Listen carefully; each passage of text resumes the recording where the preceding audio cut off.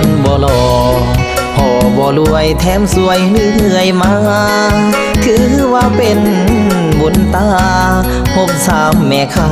ตลาดหัวคูเจ้างามบ่ยอมอยากบอกว่าหลงหักเจ้าทุนโห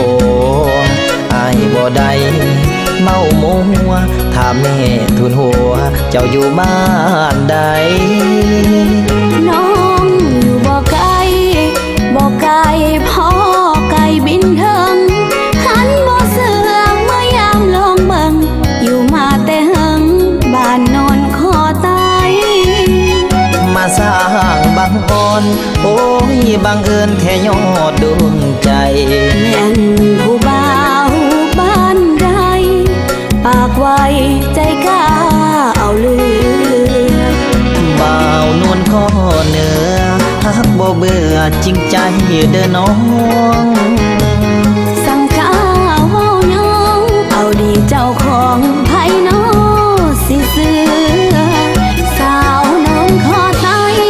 ย่านตายใจลงเข้าทำเสือโอ้แม่ค้าขายเสื้อบ่เสื้ออายน้องสิเสื้อไผสาวนวลข้อไตให้วางใจคนบ้านเดียวกันขอให้อายยึดมันอย่าพันแปรให้น้องห้องให้งานบุญสลองเปิดบ้านวัฒนธรรม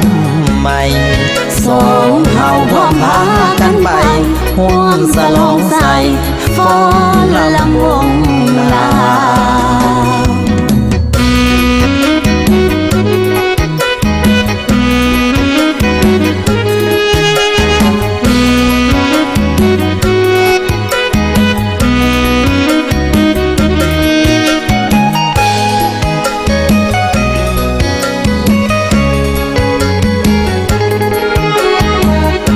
บ่าวนวลข้อเหนือ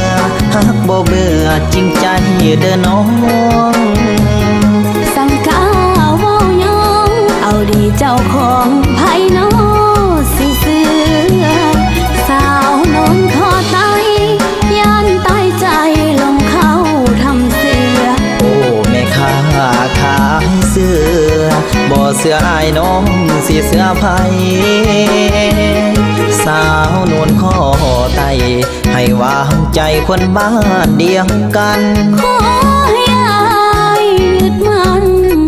อย่าพันแปรให้น้องห้องให้งานบุญสลองเปิดบ้านวัฒนธรรมใหม่สองเฮาพร้อมพากันไปห่วงสลองใส่ฟ้อนลำวง